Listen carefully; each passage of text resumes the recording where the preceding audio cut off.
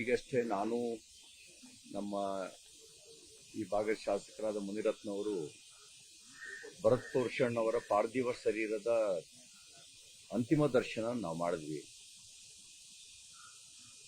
ಆ ದುಃಖ ಇನ್ಯಾರಿಗೂ, ಆ ಕುಟುಂಬಕ್ಕೆ ಇನ್ಯಾರಿಗೂ ಬರಬಾರ್ದು.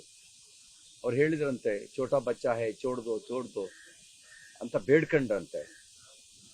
ಆದರೆ ಕಿರಾತಕರಿಗೆ ಕರುಣೆ ಎಲ್ಲಿರುತ್ತೆ?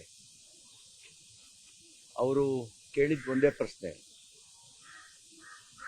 ಕಲ್ಮಾ ಪಡೋ. ಇವರಿಗೆ ಅದು ಗೊತ್ತಿಲ್ಲ.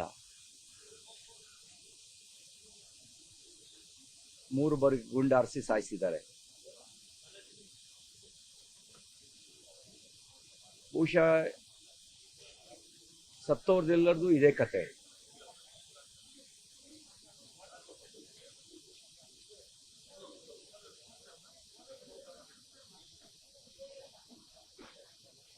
ಅದಕ್ಕೆ ಕಾರಣ ಜಗತ್ತನ್ನು ಎರಡಾಗಿ ನೋಡುವಂತ ಅವರ ಮೂಲತತ್ವ, ಅವರ ಫಿಲಾಸಫಿ.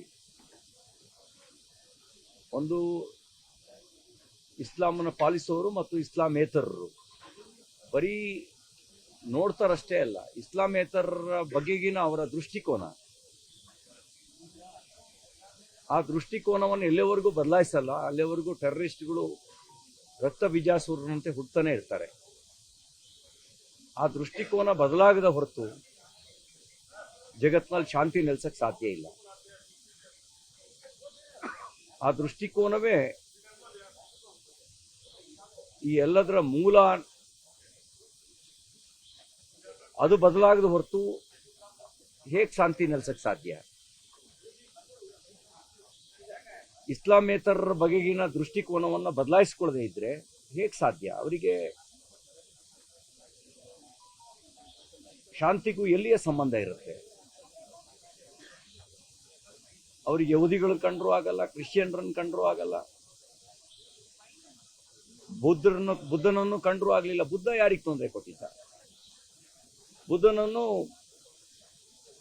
ಬಾಮಿಯಾನ್ನಲ್ಲಿ 2500 ವರ್ಷಗಳಿಂದ ನಗುನಗ್ತಾ ನಿಂತವನ್ನು ಪಿರಂಗಿ ಹುಟ್ಟು ಉಡಾಯಿಸಿದ್ರು. ಕಾರಣ ಏನು ಅಂದ್ರೆ ದ್ವೇಷ.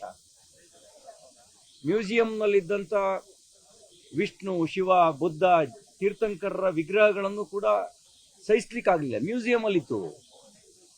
ಯಾಕೆಂದ್ರೆ ದ್ವೇಷ. ಸರಸ್ವತಿ ಆಯುಧ ಹಿಡಿದವಳಲ್ಲ, ಜ್ಞಾನದ ಪ್ರಸಾರ ಮಾಡ್ತಿದ್ದವಳು. ಆ ಸರಸ್ವತಿಯ ಮಂದಿರವನ್ನು ಧ್ವಂಸ ಮಾಡಿದ್ರು. ಯಾಕೆಂದ್ರೆ ದ್ವೇಷ. ನಳಂದ ವಿಶ್ವವಿದ್ಯಾಲಯನೂ ದ್ವೇಷ ಮಾಡಿದ್ರು. ಯಾಕೆಂದ್ರೆ ತಾನು ನಂಬುವ ಗ್ರಂಥ ಹೊರತುಪಡಿಸಿ ಉಳಿದಿದ್ದು ಯಾವುದೂ ಇರಬಾರ್ದು ಅನ್ನುವಂಥ ದ್ವೇಷ. ಈಗ ಕೊಂದಿರೋದು ಕೂಡ ಆ ದ್ವೇಷದ ಕಾರಣದಿಂದಲೇನೆ. ಆ ದ್ವೇಷ ಹುಟ್ಟಿದ್ದೆಲ್ಲಿಂದ ಅಂದ್ರೆ ತನ್ನ ಮೂಲ ನಂಬಿಕೆಯಲ್ಲಿರುವಂಥ ಜಗತ್ತನ್ನು ಎರಡಾಗಿ ನೋಡುವಂಥ ದೃಷ್ಟಿಕೋನ. ಆ ದೃಷ್ಟಿಕೋನವನ್ನ ಬದಲಾಯಿಸದೇ ಇದ್ರೆ ಹೇಗೆ ಶಾಂತಿ ನೆಲೆಸಕ್ಕೆ ಸಾಧ್ಯ? ಇನ್ನೆಷ್ಟು ಜನ ಬಲಿಯಾಗಬೇಕು? ಇನ್ನೆಷ್ಟು ಬಾರಿ ಇದೇ ಕತೆ ನಾವು ಹೇಳ್ತಾ ಇರಬೇಕು?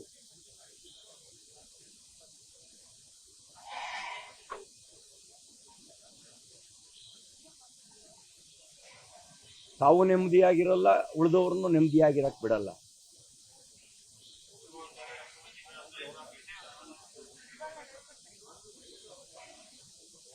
ಪಾಪ ಮಗು,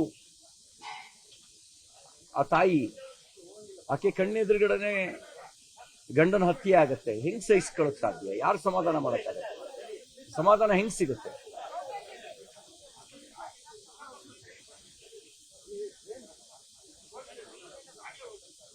ಎಲ್ಲರೂ ಒಟ್ಟಾಗಿ ವಿಮರ್ಶೆ ಮಾಡಬೇಕಾದ ಅವಶ್ಯಕತೆ ಇದೆ. ಯಾಕೆ ಶಾಸ್ತ್ರಾರ್ಥವಾಗಿರ್ತಕ್ಕಂಥ ಚರ್ಚೆ ನಡೆದಿಲ್ಲ? ಚರ್ಚೆ ನಡಿಬೇಕು, ಸತ್ಯನ ಹೇಳಬೇಕು. ಸತ್ಯನ ಹೇಳಿದಾಗ ಅಟ್ಲೀಸ್ಟ್ ಅವರಾದ್ರೂ ಬದಲಾಗ್ತಾರೆ, ಅವ್ರಿಗೆ ಅನ್ಸುತ್ತೆ. ಇಲ್ಲದೇ ಅವ್ರು ಬದಲಾಗಕ್ಕೆ ಸಾಧ್ಯ ಇಲ್ಲ. ತಂತ್ರಗಾರಿಕೆ ಮಾತ್ರ ಬದಲಾಗತ್ತೆ, ಅವ್ರು ಬದಲಾಗಲ್ಲ.